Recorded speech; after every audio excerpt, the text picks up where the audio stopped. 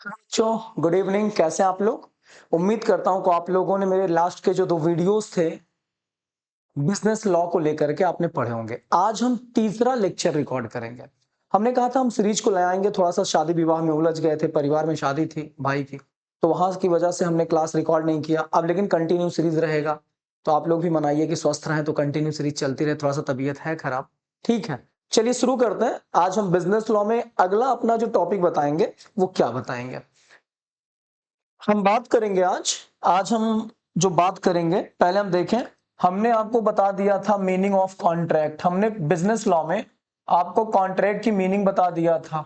Meaning of contract, contract कैसे होता है, इसके साथ साथ कॉन्ट्रैक्ट कितने टाइप का है हमने ये भी बता दिया था। हमने फिर एलिमेंट्स बता दिए थे कॉन्ट्रैक्ट के। आप लास्ट के 2 वीडियोस देख सकते हैं, जो फर्स्ट लेक्चर सेकंड लेक्चर है वहां आपको मिल जाएगा। आज हम बात करेंगे,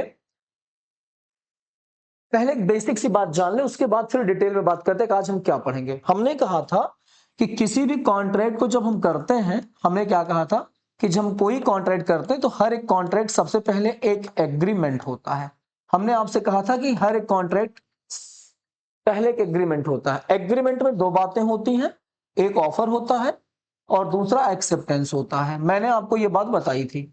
मैंने कहा था इसके साथ साथ कंसिडरेशन भी होता है, लेकिन मैंने आपको बताया था कि ये जो टॉपिक मैं आपको बता रहा हूं ये चैप्टर वाइज बताऊंगा डिटेल में, ठीक है। तो चलिए आज हम बात करेंगे ऑफर क्या होता है, ये डिटेल में चर्चा होगी। ऑफर क्या है, ऑफर के रूल क्या है, ऑफर के टाइप्स कितने, ऑफर के एसेंशियल्स क्या है, ये आज हम डिटेल में चर्चा करेंगे। तो चलिए शुरू करते हैं। देखिए, इसको समझने के पहले आप लोग एक बात और ध्यान दीजिए। ऑफर के बारे में थोड़ा सा जानकारी और दे दें आपको हम, ठीक है, तब हम आगे नोट किए उसको हम पढ़ाते हैं। देखिए, ऑफर के बारे में आप ऐसे समझिए, ये है ऑफर का टॉपिक आज जो हम स्टार्ट करेंगे। बिना ऑफर के कोई एग्रीमेंट वैलिड होता ही नहीं है, कुछ एक्सेप्शन है, जैसे कि क्वैसी कॉन्ट्रैक्ट वगैरह बाद में बताऊंगा। पहले आप ऑफर समझिए। हर एक एग्रीमेंट के लिए ऑफर का होना बहुत जरूरी होता है, ठीक है। तो आज हम ऑफर के बारे में समझते हैं। ऑफर है क्या? देखो बच्चा, ऑफर होता क्या है, किसी को आप प्रपोजल दे रहे हो, किसी को आप प्रपोजल दे रहे हो। जैसे आप कहते नहीं हो कि आज हमने प्रपोज कर दिया, तो मतलब क्या दिया? ऑफर दिया, और कुछ होता नहीं है। कई बच्चे कहते हैं कि आज हमने सर उसको प्रपोज कर दिया, या अपने दोस्तों से कहते हैं कि आज वो यूनिवर्सिटी में पढ़ रहे थे तो हमने प्रपोज मार दिया यार। तो प्रपोज मतलब आपने ऑफर दिया, अब उसकी मर्जी वो एक्सेप्ट करे कि ना करे। एक्सेप्ट कर लेगी तो एग्रीमेंट बन जाएगा, नहीं करेगी तो कुछ नहीं होगा, ठीक है। आइए देखते हैं। तो प्रपोजल, ऑफर मतलब प्रपोजल, बट आपको थोड़ा सा और डिटेल में बताएं अच्छे से। आप जानते तो हैं ऑफर क्या होता है, बट आप लीगल वे में नहीं जानते, कानून कैसे क्या था वो आप नहीं जानते। देखिए, ऑफर किसी काम को करने, टू डू, ऑफर किसी काम को करने को लेके हो सकता है, ऑफर किसी काम को ना करने को लेके हो सकता है, नॉट टू डू। मेरी इंग्लिश थोड़ा वीक है, आप लोग इसी में समझें। ऑफर किसी काम को करने को लेके हो सकता है, ऑफर किसी काम को ना करने को लेके हो सकता है। ना करने को हम नॉट टू डू लिख सकते हैं या एब्सटेन लिख सकते हैं। क्या लिख सकते हैं? Abstain, ABSTAIN। ना करने को हम टू डू लिख सकते हैं या एब्सटेन या नॉट टू डू लिख सकते हैं। ऑफर किसी काम को करने या ना करने को लेके हो सकता है। पहले आप इसको समझिए। मान लीजिए मिस्टर ए ने बी से कहा कि मेरा एक मकान आप बना दो। ये मिस्त्री है, ये मिस्त्री है, राज मिस्त्री है। इससे कहा कि आप मेरा एक मकान बना दो, मैं आपको 2 लाख रुपया दूंगा। कितने लाख रुपया दूंगा बेटा? 2 लाख रुपया। ए ने बी से कहा कि मेरा मकान बना दो, मैं आपको 2 लाख रुपया दूंगा। बी इसके इस ऑफर को एक्सेप्ट कर लेता है, तो मतलब दोनों में एक एग्रीमेंट बन जाता है। ये बात तो आपको समझ में आ गई, एक एग्रीमेंट बन जाता है। क्वेश्चन आता है कि यहां पर ए ने किसी काम को करने को लेके ऑफर दिया, तो करने वाला बात समझ में आई कि ऑफर किसी काम को करने को लेके हो सकता है। देखिए, किसी काम को करने का हमने एग्जांपल लिया, ना करने का भी एग्जांपल ले लेते हैं। मान लीजिए ए है और बी है। ए ने बी को थप्पड़ मार दिया, ए ने बी को थप्पड़ मार दिया किसी बात से। बी जा रहा था ए के अगेंस्ट केस फाइल करने, ए के अगेंस्ट केस फाइल करने, एफआईआर लॉन्च करने जा रहा था। ए ने ऑफर दिया बी को कि मेरे ऊपर एफआईआर मत करो, मैं आपको 15,000 रुपया दूंगा। बी मान जाता है। ऑफर किसी काम को ना करने को लेकर दिया गया। देखो समझ में आई बात। तो कुल मिलाकर के ऑफर किसी काम को करने ना करने को लेकर दिया जाता है, लेकिन ऑफर देने वाले का, ऑफर देने वाला मतलब जो ए है ऑफर दे रहा है, इसका एक ही उद्देश्य है कि ये जो बी है ये हमको अपना कंसेंट दे दे कि हाँ वो काम करेगा। तो मतलब किसी काम को करने या ना करने के उद्देश्य से कोई बात अगर हम किसी के आगे रखते हैं तो मतलब हमने उसको ऑफर दिया था, और हमारा उद्देश्य होता है कि हम उससे उसका कंसेंट ले लें। मतलब यहां पर बी दोनों केस में हाँ कर दे। अगर हाँ नहीं करेगा बी तो बेटा ऑफर माना ही नहीं जाएगा। तो हमारा उद्देश्य होता है कि हमने अगले को ऑफर दिया और अगला उस पर अपना कंसेंट दे दे। क्लियर हुआ कि नहीं हुआ? हम ऑफर इसीलिए देते कि हम उसका कंसेंट ले सकें।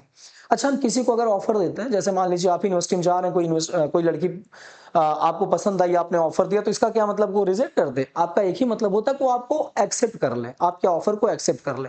तो ऑफर हम इसी उद्देश्य से देते हैं बेटा कि वो हमारे ऑफर को एक्सेप्ट कर ले। अब ऑफर किसी काम को करने को लेके हो सकता है और ना करने को लेके हो सकता है। समझ में आई बात? क्लियर? अब आइए डेफिनेशन समझते हैं। चलिए, अभी बहुत पढ़ना है इसके अंदर, देख लेते हैं। देखिए, हमने डेफिनेशन लिख दिया था, डेफिनेशन हमने लिखा था, थोड़ा सा हमने कहा टाइम वेस्ट होगा, यहां लिख देते हैं। ऑफर हमने देखो हेडिंग स्टार्ट किया है डेफिनेशन। डेफिनेशन में क्या कह रहा है? देखिए, ऑफर का जो डेफिनेशन वो कह रहा है, क्या कह रहा है? when one person signifies to another, मतलब जब एक व्यक्ति क्या करता है? सिग्निफाइज करता है किसको? अगले व्यक्ति को। अभी सब समझ में आएगा। To his willingness to do और टू एब्सटेन, मतलब जब एक व्यक्ति अपनी इच्छा को अगले व्यक्ति के आगे इस प्रकार प्रकट कर रहा है। देखो दिखाई दे रहा, विलिंगनेस दिखाई दे रहा होगा। जब एक व्यक्ति अपनी इच्छा को इस प्रकार अगले के आगे प्रकट कर रहा है कि वो किसी काम को करे या काम को ना करे, मतलब ऑफर दोनों टाइप से हो सकता है।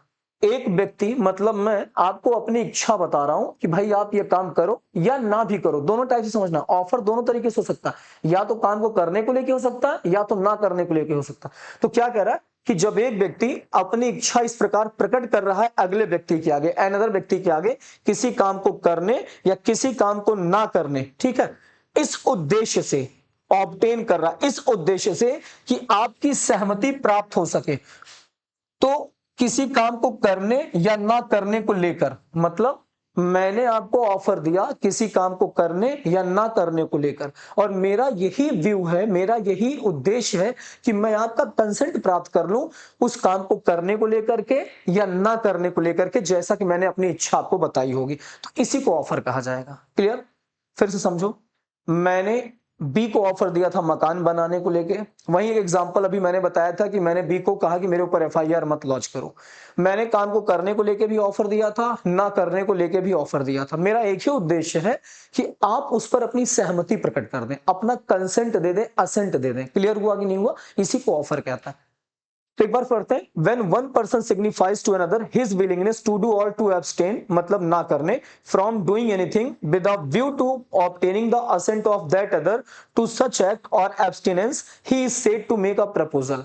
मतलब जब कोई व्यक्ति अपनी इच्छा इस प्रकार से प्रकट करता है अगले व्यक्ति के आगे कि वो किसी काम को करे या ना करे, और साथ ही साथ वो व्यक्ति चाहता है उसकी सहमति प्राप्त करना, ऑब्टेन करना, इस उद्देश्य से कि वो काम करे या ना करे, तो इसी को हम कहते हैं ऑफर। मतलब हमने आपको अपनी इच्छा बताई, हम चाहते हैं कि आप इस काम को करिए, या दूसरा भी ऑप्शन हो सकता है हम चाहते हैं कि आप इस काम को मत करिए, और हमारा दोनों कंडीशन यही कि आप अपना असेंट हमको दे दीजिए, यही हम माना जाएगा कि हमने आपको ऑफर दिया। क्लियर हुआ कि नहीं हुआ?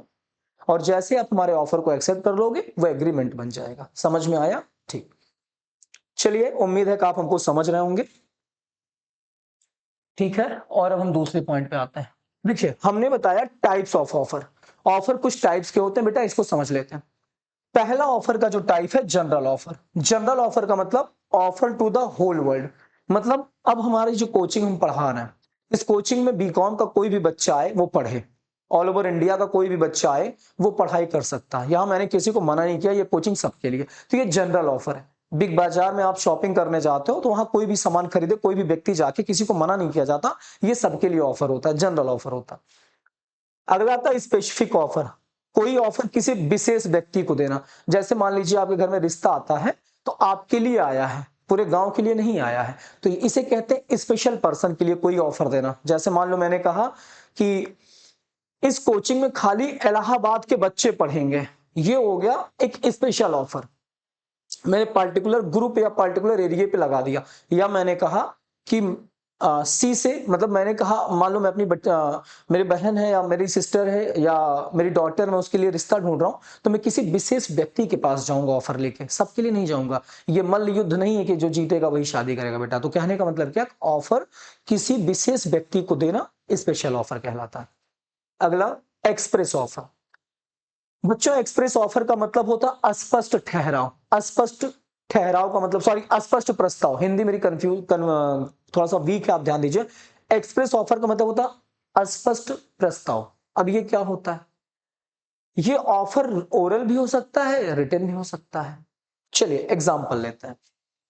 एग्जाम्पल के लिए हमें पीछे जाना पड़ेगा, ठीक है। एग्जाम्पल लेते हैं। मान लीजिए, थोड़ा सा इसको हम मिटा दें तब आपको अच्छे समझाएं कि ये क्या होता है।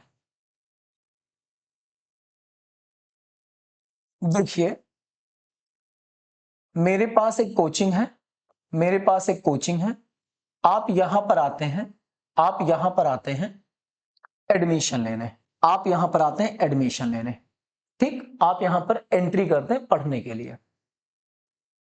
आप आए और आप मुझसे मिले। मैं यहां बैठा था कोचिंग काउंटर पे, बड़ा हैप्पी था कि आप आए हैं। स्टूडेंट आते हैं तो भाई स्टाफ जरूर हैप्पी होगा, पैसा आएगा।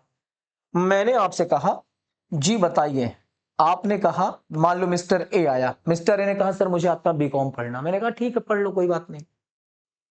अब मैंने इससे बताया कि मेरे यहां जो फीस है वो 12,000 रुपया फीस है, और फीस आप इंस्टॉलमेंट में भी दे सकते हैं, फीस आप इंस्टॉलमेंट में भी दे सकते हैं, टुकड़ों में भी दे सकते हैं। मैं कोर्स को 6 महीने में खत्म कर दूंगा। मैंने सारी बातें इनको अस्पष्ट रूप से बता दी। अब ये मैं या तो लिख करके बता रहा हूं या तो इनको ओरली समझा रहा हूं, और ये मेरी सारी बातों को समझ गए। तो ये होता है अस्पष्ट ऑफर। कोई बात इनसे मैंने नहीं छुपाई, और इनको कोई बात ऐसी नहीं कि जो इनको छुपाई गई, इनको पता नहीं है। तो कोई भी ऑफर जब हम ओरल या रिटन रूप से किसी को बताते हैं और वो सारे नियम कानून को अच्छे समझ जाता हमारे आगे, या हम उसको समझा ले जाते हैं, उसे कहते हैं अस्पष्ट प्रस्ताव। समझ में आई बात? क्लियर? अब यही एक और आ जाएगा, यही समझा लेते फिर आगे बढ़ते हैं। एक आएगा इम्प्लाइड। अभी आपको जो मैं बताऊंगा तो इसी के बाद इम्प्लाइड भी बताना होगा। एक होता एक्सप्रेस, अभी मैंने जो बताया अस्पष्ट, मतलब या तो हम रिटन या ओरल आपसे सारी बातें खुल के बता दिए। एक होता इम्प्लाइड। इम्प्लाइड का मतलब होता है कि एक व्यक्ति अपने कार्य से ऐसी एक्टिविटी करता है कि वो ऑफर बन ही जाता है। जैसे बच्चा, आप किसी रेस्टोरेंट में जाते हो और रेस्टोरेंट वाले से कहते हो कि हमें वन प्लेट पिज्जा ला के दे दो, हमें 1 प्लेट पिज्जा खिला दो। अब रेस्टोरेंट वाला कहता है ठीक है सर, 500 रुपया लगेगा। आपने उसे 500 रुपया निकाल के दे दिया। आप बताओ क्या उससे बैठ करके आपने बात किया कि 1 प्लेट पिज्जा कितने का आएगा, या फिर मैं 2 लोग खाऊं तो कितने का तुम लगा दोगे? ऐसा तो कोई बात आपने किया नहीं। मतलब ऑफर तो सबके लिए था। आप गए, सिंपली आपने टोकन कटाया या पैसा पेमेंट किया, आपने उसके पिज्जा को खा लिया। ये इंप्लाइड ऑफर है। जहां पर ऑफर ओरल या रिटन ना बताया जाए, आप डायरेक्टली एक्सेप्ट कर लो, वो होता है इंप्लाइड ऑफर। दूसरा आपको बता रहे एग्जाम्पल, मान लीजिए, दूसरा एग्जाम्पल जो बहुत इजी एग्जाम्पल सोचने बता दें कि आप भूले ही ना कभी। मान लीजिए ए है और बी है, ये दोनों दोस्त हैं। बोथ आर फ्रेंड, ये दोनों दोस्त हैं और ये दोनों हमारी कोचिंग में आते हैं। पहले ए और बी हमारी कोचिंग में आते हैं, सारी बातों को समझ के जाते हैं। तो मतलब हमने इनको पूरा एक्सप्रेस ऑफर के बारे में बताया, भैया इसे इसे है, इतना फीस लेता हूं, ये ठीक है। ये पढ़ने लगे आकर के, ठीक, पूरा क्लास ले रहे हैं प्रॉपर। तब तक इनसे इनका एक दोस्त मिलता सी। सी कहता है यार ये बताओ, बड़ी अच्छी नोट्स बना रहे हो, कहां पढ़ रहे हो आजकल? कह रहे वो मैं हिमांशु सर के यहाँ पढ़ रहा हूँ। यार मैं भी चलूंगा। अब ये जो दो दोस्त हैं, इनको डायरेक्टली हमसे नहीं मिलाए, बल्कि क्लास में लेके चले आए। कहां लेके चले आए? क्लास में। अब हमसे नहीं मिलाए, क्योंकि इनको तो पता है कि फीस उस सब इनको पता है। ये हमसे ना मिला करके डायरेक्टली क्लास में लेके चले आए। आप बताओ, जब हमसे नहीं बात हुआ तो ये एक्सप्रेस होगा कि इंप्लाइड होगा? मतलब हमारा ऑफर ऐसा जो इन्होंने इनडायरेक्टली एक्सेप्ट कर लिया, तो उसे कहते हैं इम्प्लाइड ऑफर। जहां पर हम ओरल या रिटर्न इनसे बात नहीं कर रहे हैं अस्पष्ट रूप से, ये इनके कहने पर अपने दोस्तों की क्लास में आए और जब फीस देने की बात आई इन्होंने फीस दे दिया और काम कर लिया। तो बेटा इसे कहते हैं इम्प्लाइड ऑफर। अब जैसे आप बस में बैठते हो तो आपको पता है कि आपको किराया देना है, आप लखनऊ जा रहे हो इलाहाबाद से प्रयागराज से, तो आपको पता है 350 रुपया किराया वो लेगा बस वाला। आपने मतलब इम्प्लाइड ऑफर, वो इम्प्लाइड ऑफर होता है जहां पर आप स्पष्ट बातचीत नहीं करते। अब थोड़ी ना कहेंगे कि भैया हमको लखनऊ जाना है, थोड़ा कम कर लीजिए, ऐसा नहीं, उतार देगा मार्ग, भाग कहेगा भाग यहाँ से। तो कुल मिला करके आप ट्रेन से जा रहे हैं, अब आपको पता है कि वहां पर आपको टिकट देना लेना है, 50 रुपए का टिकट लगेगा, सुल्तानपुर जाना आपको यहाँ से। तो आपने क्या किया, 50 रुपए का टिकट ले लिया। तो ये इम्प्लाइड ऑफर है मेरे बच्चे। यहाँ पर आपने एक्सप्रेस ऑफर, ये एक्सप्रेस ऑफर नहीं माना जाएगा, यहाँ पर कोई चीज रिटर्न या ओरल नहीं है। क्लियर हुआ कि नहीं हुआ, समझ में आ गया? आई होप आप समझ गए होंगे। चलिए, इम्प्लाइड ऑफर वो ऑफर होता है जो हम इनडायरेक्टली एक्सेप्ट करते हैं, जो इनडायरेक्टली किसी चीज पे लागू होता है, डायरेक्टली नहीं, डायरेक्टली होकर एक्सप्रेस बन जाएगा, याद रखना इस बात। अब आइए यहाँ पे समझाते हैं, देखते हैं समझ में आया आपको? ठीक है, देखिए यहां पर देखिए, जनरल क्लियर हो गया, स्पेसिफिक एक्सप्रेस मतलब रिटन ओरल, और इम्प्लाइड ऑफर मतलब मेड बाय कंडक्ट, आप अपने द्वारा कार्य कर लेते हैं, हमसे आप अस्पष्ट बातचीत नहीं कर रहे थे, ये होता है इम्प्लाइड ऑफर। फुल्की खाना था, आप स्टॉल पे गए, भैया एक प्लेट फुल्की खिला दीजिए, मतलब बतासा पानी, उसने एक प्लेट उठा के 5 फुल्की खिला दी 10 रुपए में, ये इम्प्लाइड ऑफर हुआ। आपने थोड़ी ना कहा कि यार 10 रुपए का 5 खिलाओगे, 7 खिलाओगे, ऐसा कुछ नहीं। आपने देखा कि उसका ऑफर वहां पर जो है मतलब चीजों को वो कुछ बता नहीं रहा, आपने कहा भैया हमको एक प्लेट फुल्की खाना, आप एक प्लेट फुल्की खा लिए, पैसा दिए, चल दिए। ये रिक्शा बैठे, आपको चुंगी तक जाना है, पता है कि 10 रुपया लेगा या 5 रुपया लेगा, आप उतरे और 10 रुपया दे दिए, तो उससे बातचीत नहीं हुई, लेकिन आपने काम कर दिया कि वो ऑफर में आ गया, उसे इम्प्लाइड ऑफर कहते हैं। अगला आता है काउंटर ऑफर।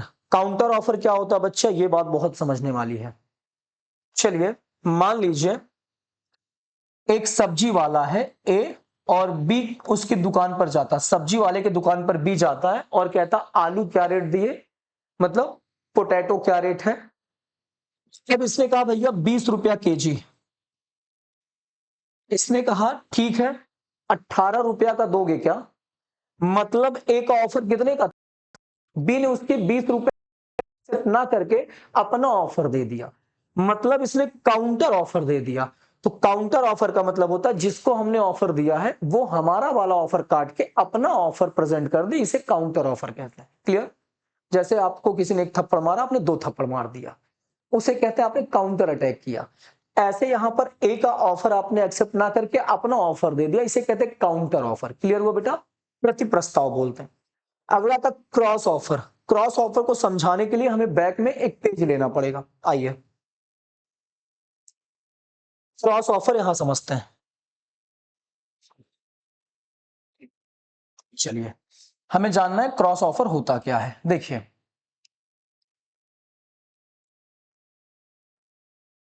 क्रॉस ऑफर, ठीक, मान लीजिए मिस्टर ए है और मिस्टर बी है। मिस्टर ए के पास एक बाइक होती है, मानता हूं मिस्टर ए के पास एक बाइक होती है, और मिस्टर बी इनको जानते रहते हैं, ए को मिस्टर बी भी जानते, बी ए को भी जानते, दोनों एक दूसरे को जानते हैं।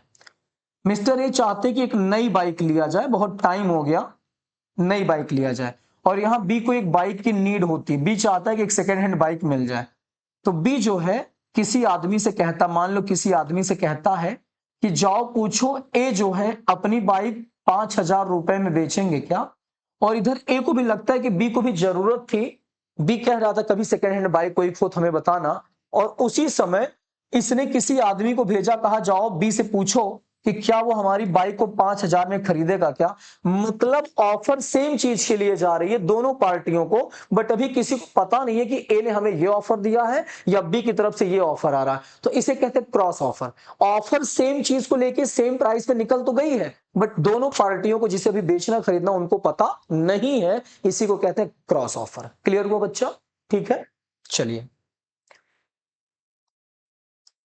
देखिए क्या लिखा है, cross offer when two offer of same term, मतलब जो दोनों लोग अपनी अपनी तरफ से ऑफर दे, बी ने भी दे दिया ए ने भी दे दिया सेम चीज पर एंड सेम कंडीशन पर, तो इसे कहते हैं क्रॉस ऑफर। अभी दोनों को पता नहीं कि ए ने बी को ऑफर भेजा है, बी ने ए को भेजा, पता किसी को नहीं है, बट ये क्रॉस ऑफर होगा। ठीक है, क्लियर हो गया? चलिए, एक होता है स्टैंडिंग ऑफर, स्टैंडिंग ऑफर मतलब होता है खड़ा प्रस्ताव या कुछ समय के लिए ओपन। आप बेटा पे देखते हैं सेल आता है, बिग बिलियन सेल आता है 10 दिन 5 दिन के लिए, तो वो स्टैंडिंग ऑफर होता है। आप सेल पॉइंट में जाते हो, आप बिग बाजार में जाते हो, आप पीवीआर में जाते हो, आप कहीं भी जाते हो किसी भी शॉपिंग मॉल में, तो देखिए वहां 10 दिन 5 दिन या दीपावली ऑफर कुछ दिन के लिए एक सेल ओपन होता है। तो वो ऑफर कुछ समय के बाद खत्म हो जाता है। जो कपड़े पे 30% का डिस्काउंट, 40% का डिस्काउंट होता है, 40% का, 30% का, कभी कभी तो बाई वन गेट टू होता है। तो ये जो ऑफर होता है कुछ समय के लिए होता है। जो ऐसे ऑफर होते हैं एक समय बाद खत्म हो जाते हैं, उन्हें कहते हैं स्टैंडिंग ऑफर। क्लियर हुआ? कोई डाउट हो बच्चा तो हमसे कमेंट बॉक्स में जरूर पूछेंगे, और सब्सक्राइब करते रहें, लाइक करते रहें। आपकी सर की तबीयत भी ठीक नहीं, फिर भी पढ़ा रहे हैं, ठीक है। चलिए आइए देखते हैं, तो कोई डाउट हो तो हमसे आप जरूर पूछें, ये बच्चे लिख लेंगे अपनी कॉपी में, ठीक है। चलिए आगे देखते हैं। अब आता है essentials of a valid offer. इसको एक और नाम दे सकते हैं हम लोग, एग्जाम में नाम आ जाता है कभी कभी, इस नाम से आपको आंसर देना होता है, सेम आंसर बट नाम अलग हो जाता है। क्या? Rules regarding valid offer. मतलब ऑफर कब वैलिड होगा इसके रूल बताइए आप, या फिर एक ऑफर के क्या आवश्यक तत्व होने चाहिए जो लॉ ने कहा है। तो लॉ ने क्या कहा है कि एक ऑफर के आवश्यक तत्व क्या होने चाहिए, या एक ऑफर कब वैलिड होगा वो बताइए।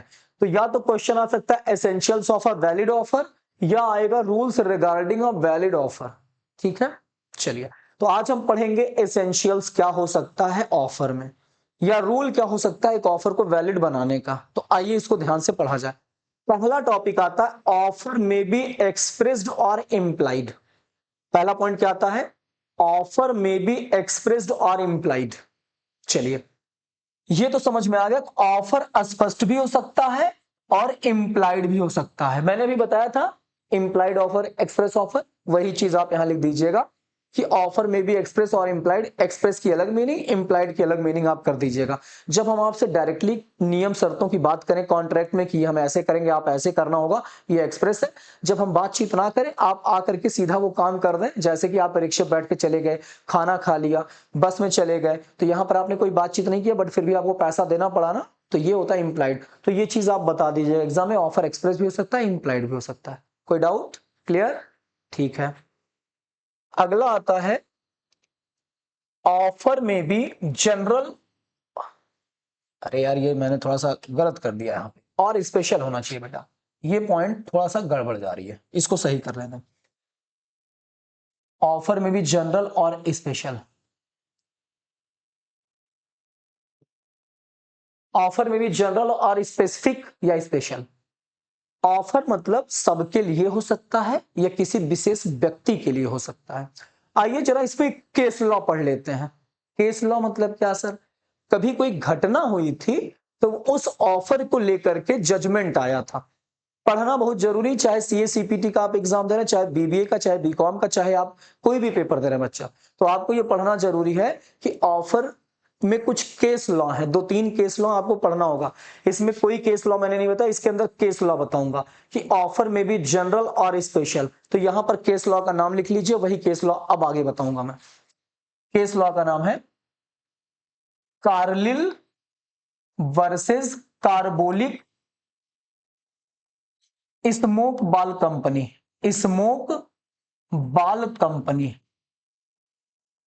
इसको आप लिख लीजिएगा। इसी टॉपिक के अंदर में आपको इसे एक्सप्लेन करना होगा। पहले आप मीनिंग लिख लीजिएगा, फिर ये केस लॉ डिफाइन करिएगा।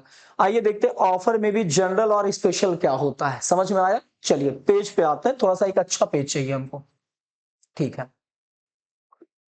तो मैं दूसरे पॉइंट को समझा रहा हूं, ऑफर में भी जनरल और स्पेशल, ठीक है।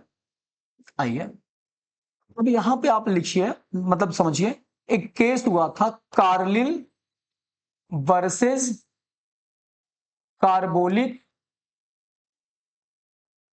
स्मोक बाल कंपनी। ये किसका केस है, किस टॉपिक का? ऑफर में भी जनरल और स्पेशल। ऑफर सबके लिए भी हो सकता है या विशेष व्यक्ति के लिए भी हो सकता है, बताए थे ना। चलिए अब इसको समझिए। तो कंपनी होती है जिसका नाम होता है कार्बोलिक। क्या नाम होता है बच्चा? कार्बोलिक, ठीक। और ये कंपनी इंग्लैंड की होती है, ये कंपनी इंग्लैंड की होती है। अब कार्बोलिक कंपनी इन्फ्लुएंजा, भाई मेरी इंग्लिश मैंने कहा थोड़ा सा कई बार, अब ये मेडिकल वाली लाइन में तो जो टर्म्स होते हैं इन्फ्लुएंजा, निमोनिया, इनकी स्पेलिंग तो मिस्टेक होगी, तो आप इन्फ्लुएंजा समझ रहे ना, वायरल टाइप का बुखार होता है, तो मैं लिख नहीं पा रहा हूँ, आप थोड़ा सा माफी चाहता हूँ। इन्फ्लुएंजा कोशिश करते हैं, छोड़ो यार कोशिश नहीं करेंगे, आप लोग हंसी लेंगे, ऐसा करता हूँ हिंदी में लिख देता हूँ सीधा, इन्फ्लुएंजा। इन्फ्लुएंजा मतलब एक इन्फ्लुएंजा नाम की बीमारी चलती उस टाइम पे, जो कि आज के समय में नॉर्मल वायरल टाइप का होता है, बुखार खांसी चलता है, माइंड मत करना यार, इन्फ्लुएंजा होता है। इन्फ्लुएंजा इंग्लैंड में कई लोगों को हो जाता है, तो ये कंपनी मेडिसिन बनाती है, दवा बनाती है, दवा बनाती है, कहती है कि जो भी मेरी दवा का न्यूज़पेपर में ऑफर देती है, ऑफर सबके लिए हुआ, न्यूज़पेपर में जनरल ऑफर हुआ, जो भी मेरी दवा का सेवन करेगा, यूज करेगा, अगर उसको फिर भी इन्फ्लुएंजा हो गया तो मैं उसे 100 पाउंड 100 पाउंड मुआवजा, कंपनसेशन, डैमेजेज के रूप में दूंगा। मतलब उस कंपनी के विज्ञापन में, एडवर्टाइजमेंट में, न्यूज़पेपर में जो उसने ऑफर दिया, ये कहा कि मेरी कंपनी की अगर मेडिसिन को यूज करेगा और फिर भी उसको इन्फ्लुएंजा हो गया तो कंपनी उसको कॉम्पनसेशन के रूप में मॉनेटरी टर्म्स में 100 पाउंड देगी। समझ में आई बात? अच्छा, अब कंपनी क्या कर रही होती, ऑफर तो न्यूज़पेपर में दे देती है, न्यूज़पेपर में कंपनी ने ऑफर दे दिया, बट सबसे बड़ी बात, सबने दवा खाई, लेकिन एक लेडी होती है कार्लिल, कार्लिल ने भी उस दवा का यूज किया, उसको भी इन्फ्लुएंजा हुआ होता है और वो दवा खाती है, और जब वो दवा खाती है तो दवा खाने के बाद भी उसका इन्फ्लुएंजा सही नहीं होता है, उसका इन्फ्लुएंजा सही नहीं होता। कंपनी में जाती है न्यूज़पेपर का कट लेकर के कि भैया हमारा तो पैसा दे दीजिए, आपके टर्म्स कंडीशन के हिसाब से, ऑफर के हिसाब से तो हम सही नहीं हुए। तो कंपनी कहती है ये तो एक इनविटेशन था, ऑफर नहीं था। सर इनविटेशन और ऑफर में क्या डिफरेंस है? इनविटेशन का मतलब होता है कि ऑफर के लिए किसी को अट्रैक्ट करना। कंपनी ने कहा हम ऑफर नहीं दिए थे, हम तो इनवाइट किए थे कि आप हमारी कंपनी दवा खाइए, हम तो ऑफर प्रॉपर दिए ही नहीं थे। तो इसने कहा हमें इनवाइट और ऑफर से मतलब ही नहीं है, हम आपने न्यूज़पेपर में दिया, हमको बस पैसा चाहिए। अब कंपनी वाले मना कर देते, कार्बोलिक वाले, तो ये केस करती है, कार्लिल ने केस किया कार्बोलिक के ऊपर। इस जो केस करेगा उसका नाम पहले होता है और जिसके ऊपर किया जाता है उसका नाम बाद में होता है। कार्लिल ने कार्बोलिक के ऊपर केस किया, मामला अदालत में जाता है, तो जज साहब पूछते हैं ये बताइए क्या मामला है। तो जज साहब जब देखते हैं दस्तावेज, डॉक्यूमेंट्स को, तो पता चलता है कि कंपनी ने ऐसा ऑफर दिया था, ये कटिंग है और इस डेट की बात है और ये पैसा मांग रही लेडीज, अब ये कंपनी दे नहीं रही है। तो जज साहब ने कंपनी से पूछा आप क्यों नहीं दे रहे हैं? तो उसने कहा मैंने इन्वाइट किया था, पब्लिक को ऑफर नहीं दिया था। तो उसने, जज साहब ने कहा ऐसा है, ये इनवाइट नहीं, एक प्रकार से ऑफर हुआ, क्योंकि अगर आप ऐसा ना लिखते जो भी खाएगा अगर सही नहीं हुआ तो फिर मैं $100 100 उसको दूंगा, एक प्रकार से आपने ऑफर दिया था और लोगों ने उसी आधार पे खाया कि अगर नहीं सही होंगे तो पैसा तो मिलेगा, और यहां पर कंपनी केस हार जाती है, उससे बाद में 100 पाउंड पैसा जो है रुपया कार्लिल को देना पड़ता है। तो ये जनरल ऑफर का केस था, क्योंकि सबने खाया था, एक लेडीज थी कार्लिल जिसके साथ ये प्रॉब्लम हुई, उसने केस करके पैसा निकलवा लिया, तो ये जनरल ऑफर का केस हुआ। समझ में आई बात? कोई डाउट? तो यहां पर आपको एक केस लॉ मैंने बता दिया कि भाई जनरल ऑफर या स्पेशल ऑफर हो सकता है, बट आपको वहां एक केस लॉ बताना है कि कार्लिल वर्सेस कार्बोलिक में जनरल ऑफर था, ऐसा ऐसा हुआ था, ये कहानी आप बता दीजिएगा, नंबर अच्छा मिलेगा। चलिए आइए आगे देखते हैं। 2 पॉइंट आपको बच्चों हमने समझा दिया। पहला क्या समझाया? मैंने बताया ऑफर एक्सप्रेस भी हो सकता है, इंप्लाइड भी, और दूसरा बताया ऑफर जनरल भी हो सकता है, स्पेशल भी। क्लियर? तीसरा है offer must be create legal relationship, offer must be create legal relation या लीगल रिलेशनशिप। अब इसको समझिए, इसमें भी एक केस लॉ है, वो भी बताऊंगा, बट पहले आप टॉपिक का मतलब समझिए, जो पॉइंट लिखा मैंने इसको। अगर आप किसी के साथ कोई ऑफर करते हैं, कोई ऑफर किसी को देते हैं, तो उसमें लीगल रिलेशन होना चाहिए, सोशल रिलेशन नहीं। जैसे आपने किसी दोस्त से कहा कि चलो मैं तुम्हें पार्टी लेके चलता हूं, 500 रुपए की पार्टी होगी कल, तो ये एक बेटा सोशल रिलेशन टाइप ऑफर दिया आपने, ये कोई लीगल नहीं, कोई चीज खरीदने बेचने का कोई ट्रांजैक्शन का काम नहीं हो रहा। दूसरा, आपने मुझे मान लीजिए अपने घर पे इनवाइट किया, सर खाना खाने आना आपको, और मैंने आपका ये प्रपोजल एक्सेप्ट कर लिया, तो कल को मैं नहीं गया, आप मेरे ऊपर केस नहीं कर सकते। लॉ हटा देगा, वहां से कोर्ट हटा देगी, साइड में कर देगी आपके इस केस को, क्योंकि ये सोशल रिलेशन का ऑफर है, लीगल नहीं है। आइए इसी को लेकर के केस बताते हैं। ऑफर हमेशा लीगल होना चाहिए, सोशल नहीं होना चाहिए। वही कह रहा है ऑफर लीगल रिलेशन क्रिएट करे, मतलब जैसे कोई बिजनेस का मुद्दा हो गया, किसी से कुछ खरीदना हो गया, इस टाइप का कुछ सामाजिक मुद्दे नहीं आएंगे। तो आइए इस पर एक केस लॉ देखते हैं। Offer must be create legal relation, मतलब एक वैधानिक रिश्ता हो, सामाजिक रिश्ता ना हो। इसमें एक केस देखते हैं, केस का नाम लिख लेते हैं, यहां पे थोड़ा मिटाएं इसको। चलिए आइए देखते हैं इसमें। इसका जो केस लॉ का नाम है वेल्फर वर्सेस वेल्फर, मतलब एक पति है एक पत्नी है, वेल्फर वर्सेस वेल्फर का केस समझते हैं। चलिए आइए देखते हैं।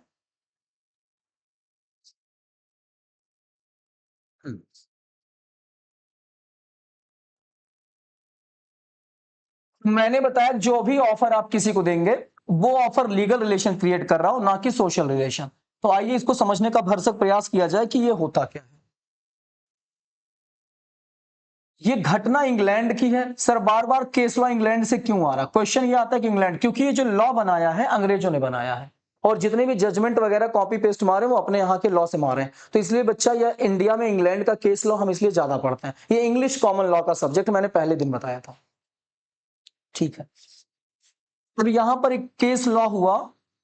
केस लॉ का मतलब जैसे कोई घटना होती है, अदालत में मामला जाता है, तो उसके ऊपर जो जजमेंट आता है उसे हम केस लॉ कहते हैं। बेल्फर, वैसे बेल्फर की जो स्पेलिंग FOUR है, ठीक है। बेल्फर वर्सेस बेल्फर, बेल्फर बनाम बेल्फर हिंदी में बोलते हैं। एक हस्बैंड होता है, पहले आप मेरी बात को समझिए, कहानी को फिर समझ में आएगी बात। एक हस्बैंड होता है, वो इंग्लैंड में रहता है। एक आदमी होता, मतलब एक वो इंग्लैंड में रहता और वो श्रीलंका नौकरी करने जाता है। कहां नौकरी करने जाता है? श्रीलंका। और जाते वक्त अपनी पत्नी से कह के जाता है कि कल को मैं कमाऊंगा, जो भी पॉकेट मनी होगा, जो भी आपका गुजारा भत्ता होगा मैं दूंगा, आप इंग्लैंड में आराम से रहिए, मैं आपको हर महीने कुछ पैसे ट्रांसफर करूंगा। तो हस्बैंड की बातों पर पत्नी मान जाती है और ये इंग्लैंड इंग्लैंड से श्रीलंका निकल जाता नौकरी करने। अब जब ये नौकरी करने निकल जाता है तो कुछ समय बाद क्या होता है, पैसे तो कुछ समय देता है, मनी ट्रांसफर करता रहता है, लेकिन कुछ समय के बाद इसने मनी ट्रांसफर करना अपनी पत्नी को बंद कर दिया।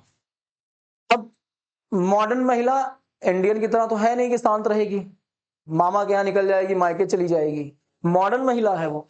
तो फिर क्या हुआ, उस इंग्लैंड की बात है, अमेरिका की, इंडिया वाली नहीं है कि रोने गाने लगेंगी पड़ोसियों से बात करने, ऐसा कुछ नहीं। उसके बाद क्या हुआ, ये इंग्लैंड इंग्लैंड अपने पत्नी को पैसा नहीं भेजता, श्रीलंका में रहता है, और पत्नी जाके केस कर देती है। कहती कि हमारे पति ने हमसे ये कॉन्ट्रैक्ट किया था कि हर महीना कुछ पैसा देंगे, और अब ये पैसा देना बंद कर दिए। तो इसीलिए मिसेज वेल्फर ने मिस्टर वेल्फर के ऊपर केस किया था, पत्नी ने पति के ऊपर। तो बाद में कोर्ट ने मामला देखा और कोर्ट ने मामला देख के ये बताया कि भाई ऐसा है कि ये जो मामला है ना, ये सोशल एग्रीमेंट का है, यहां पर ये कॉन्ट्रैक्ट के अंदर में नहीं आएगा, तो ये लीगल रिलेशन नहीं क्रिएट कर रहा, सोशल रिलेशन क्रिएट कर रहा। तो इस वजह से यहां पर वेल्फेयर की पत्नी को पैसा नहीं मिलता।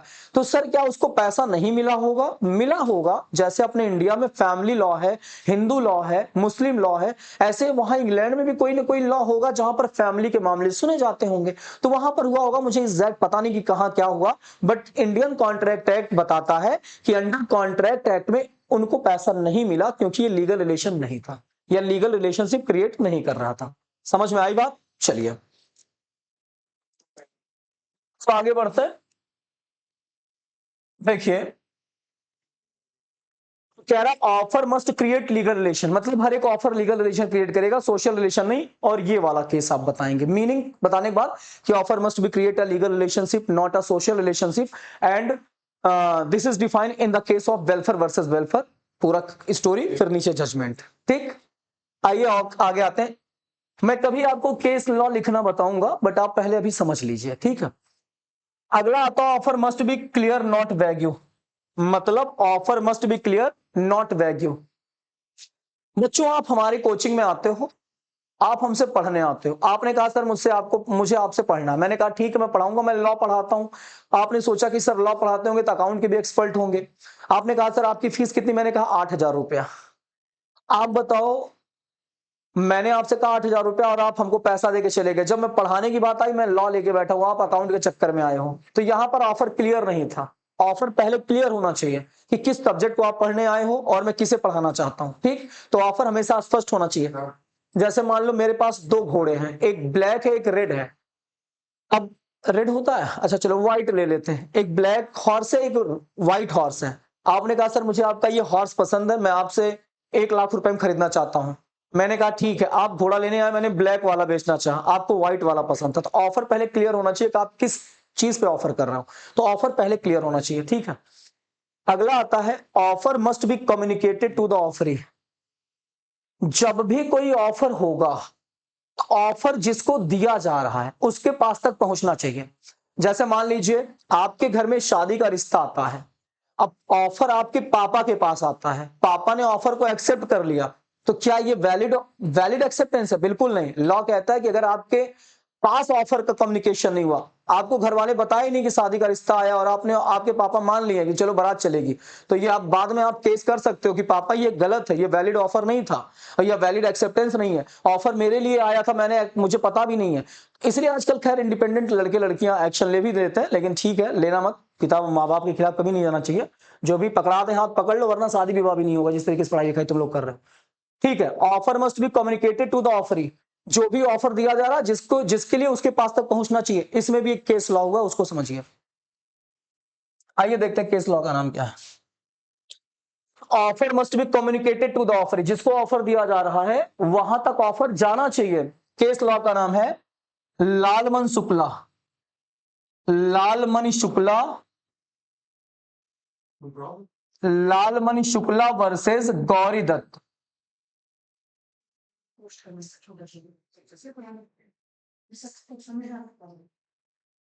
लालमन शुक्ला वर्सेस गौरी दत्त।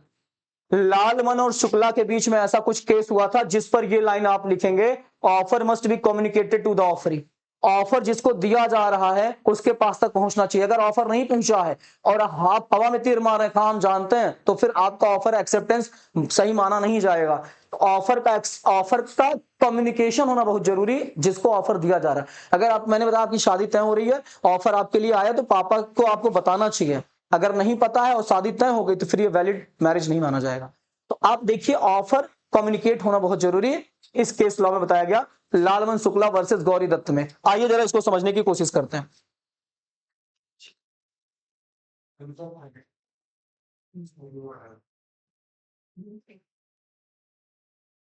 देखिए क्या मामला है। लालमन, केस लॉ का नाम देखते हैं, लालमणि वर्सेस लालमणि शुक्ला वर्सेस गौरी दत्त।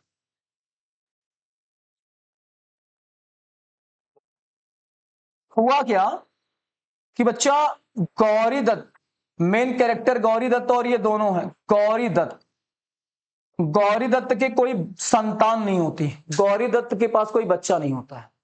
तो गौरी दत्त अपनी बहन का, मतलब अपने भांजे को अडॉप्ट करता है, अपने बहन के, अपने सिस्टर के बच्चे को अडॉप्ट कर लेता है और उसे खूब मानता, क्योंकि इसके पास कोई बच्चा होता नहीं है तो ये बहुत लाड दुलार करता है। और वो भांजे को, अपने सिस्टर के बच्चे को अडॉप्ट करता, मतलब अपने भांजे को अडॉप्ट करता है। अडॉप्ट करने के बाद उसे खूब पढ़ाता लिखाता, अभी बच्चा छोटा ही था, 7-8 साल का था, और संयोग बस बच्चा कहीं निकल जाता है घर के बाहर और बच्चा गायब हो जाता। बच्चा गायब हो जाता और ये परेशान हो जाता, भाई इसके पास संतान नहीं, ऊपर से भगवान ने इसको संतान नहीं दिया, अडॉप्ट किया तो वो भी गायब। अब ये डिस्टर्ब और रोने गाने लगा, अब ये सैड सैड फील होने करने लगा अपने आप में। और ये अपने नौकर से कहता है, इनके नौकर का नाम है लालमणि, मैं लालमणि लिख दे रहा हूं, लालमन नाम है। अपने नौकर से कहता है कि भैया ऐसा है, आप बच्चे को ढूंढ के ले आइए, और बच्चे को ढूंढ के लाइए। लालमणि इसके यहाँ काम करते थे, नौकरी करते थे, ये शेठ आदमी था। लालमणि निकल जाते हैं हरिद्वार साइड लालमनी निकल जाते हैं। हरिद्वार बेटा दिल्ली के आसपास है, घूमने गए होंगे आप लोग। हरिद्वार निकल जाते हैं, सच्ची घटना हुई है, जजमेंट है ये, मैं फेक नहीं रहा हूं या अपने मन से नहीं बना रहा हूं, ये कहानी नहीं है, ये रियल घटनाएं हैं। ठीक है, नेट पे डालोगे या किसी किताब में तो आ जाएगा। तो गौरी दत्त का बच्चा गायब होता है, लालमनी कहता जाओ ढूंढ के ले आओ। अब लालमनी निकल जाते हैं, सुनो, लालमनी निकल जाते हैं, कहानी देखो क्या, लालमनी निकल गए और इधर ये इनके जाने के बाद इनाम डिक्लेयर करता है। इनाम डिक्लेयर करता है, कहता है कि जो भी मेरे भांजे को ढूंढ के लाएगा उसे 501 नकद इनाम दिया जाएगा। आज की बात नहीं है, 100 साल की घटना हो गई, बहुत बड़ा आदमी था। 501 रुपया नकद इनाम दिया जाएगा जो मेरे भांजे को ढूंढ के ले आएगा। उसके जाने के बाद ये घटना, इसने ऐसा ऑफर दिया लोगों को। अब जब वो चला गया हरिद्वार, और संजोग देखो कि इसी को, एक मिनट बच्चों, पेन गिर गया, ज्यादा तेज पढ़ाने लगता है। इसी को बच्चा हरिद्वार में मिल जाता है। कहां मिल जाता? हरिद्वार में बच्चा इसी को मिल जाता है। फिर ये घर लेके आता बच्चे को गौरी दत्त के पास की मालिक, बच्चा मिल गया है और ठीक है, लेकिन अभी अपने घर जाता है बच्चा देकर के, इसको कुछ पता नहीं है इनाम उनाम के बारे में। बच्चा लालमनी गौरी दत्त को दे के निकल जाता, घर जाता है तो लोग कहते हैं पैसा मिला, बहुत बड़ी रकम होती है उस टाइम पे। तो ये कहता कौन सा पैसा, मुझे तो पता भी नहीं है। ये कहता अरे जाने के बाद साहब ने इनाम डिक्लेयर किया था, जो मेरे बच्चे को ढूंढ के लाएगा 501 नकद इनाम दिया जाएगा। अब ये दौड़ा दौड़ा आता है, साहब पैसा, खुशी के मारे साहब मना कर देते हैं, कहते तुम मेरे नौकर हो, तुम्हारा तो फर्ज बनता है भाई, तुम्हें तो पैसा मैं तो ऐसे देता रहता हूं, तुम्हारा तो मेरी रोजी रोटी चलती मेरे यहां से। अब ये कहता है कि नहीं मुझे पैसा चाहिए, जहां 1-2 रुपया पाता रहा होगा, 501 बहुत बड़ी रकम है बेटा, और 100 साल पहले घटना है, करोड़ों की रास है आज के जमाने की। तो इसने पैसा देने से इनको मना कर दिया। अब ये जाते हैं अदालत, एक ही रास्ता है, कोर्ट जाते हैं, और इन्होंने अपने मालिक के ऊपर केस किया। और कोर्ट ने दोनों की बातों को सुना, तथ्यों को सुना। कोर्ट ने पूछा क्या जब ये इनाम डिक्लेयर कर रहे थे तो क्या उस टाइम पे आप प्रेजेंट थे? इसने कहा नहीं। तो कोर्ट ने कहा ऑफर तो आपके पास गया ही नहीं है, ऑफर वैलिड हुआ कहां से? जब तक ऑफर आपके पास कम्युनिकेट नहीं होगा, इनाम की बात आपके सामने नहीं हुई है, तब तक ऑफर को माना नहीं जाएगा। तो यहां पर ये केस हार जाता लालमन शुक्ला, और गौरी दत्त मतलब उसका मालिक केस जीत जाता है। तो कुल मिलाकर के ऑफर बेटा जिसको दिया जा रहा है उसके पास तक पहुंचना चाहिए। बिना ऑफर अगर हुए आप जाएंगे तो ऑफर जस्टिफाई नहीं हो सकता, वैलिड नहीं हो सकता। चलिए आइए आगे देखें और खत्म करें अपने टॉपिक को आकर के। ठीक है, हम लोगों ने काफी कुछ पढ़ लिया। लास्ट आता है N invitation is not an offer. अगर आप किसी को आमंत्रण दे रहे हैं वो ऑफर नहीं माना जाएगा। जैसे मान लीजिए मेरे पास ये मोबाइल फोन, और मैं सोच रहा हूं, मैं मान लीजिए मेरे दोस्त बैठे हैं, मैंने सोचा, मैं उनसे कह रहा हूं यार सोच रहा हूं कि मैं अपना फोन 500 रुपए, सॉरी 5,000 में बेच दूं क्या? सोच रहा हूं, मतलब मुझे लग रहा है कि अगले को अगर नीड होगा तो अगला कहेगा हाँ हाँ बेच दो। ये इनवाइट करना हुआ। ऑफर क्या है? यार मेरा मोबाइल 500 में खरीदोगे क्या आप? ये ऑफर हुआ। अगर मैं ऐसा करूं यार मैं सोच रहा हूं अपनी साइकिल बेच दूं क्या किसी को, तो मतलब मैं उसको ललचा रहा हूं कि वो आके बोले हाँ हाँ बेच दो, मतलब अगर उसको जरूरत होगी तो बोल ही देगा। तो इनवाइट करना ऑफर नहीं माना जाएगा। ऑफर मतलब डायरेक्ट बोले हम आपसे हाँ कि भैया हम आपको अपना मोबाइल बेचना चाहते हैं, आप खरीदेंगे क्या, तो ये होता ऑफर। अगर मैं बोलूं यार मैं चाहता हूं बेच दूं क्या 5,000 में, तो ये इनवाइट हुआ, नॉट एन ऑफर। क्लियर? तो ऑफर इनवाइट नहीं होना चाहिए। ऑफर इनविटेशन को ऑफर नहीं माना जाएगा। आमंत्रण दे रहे हो, किसी को लालच दे रहे हो तो ये ऑफर नहीं है। किसी को इनवाइट करो ये ऑफर नहीं है। ऑफर स्पष्ट हो जाए या इंप्लाइड हो बट ऑफर हो, लगे कि ऑफर आपने दिया था। तो चलो बच्चों आज क्लास में यहीं तक, और कल की क्लास में हम जो बताएंगे एक्सेप्टेंस बताएंगे, उसके नियम कानून बताएंगे और तमाम बातों को बताएंगे। क्लास अच्छी लगे तो लाइक सब्सक्राइब जरूर करते रहें आप लोग।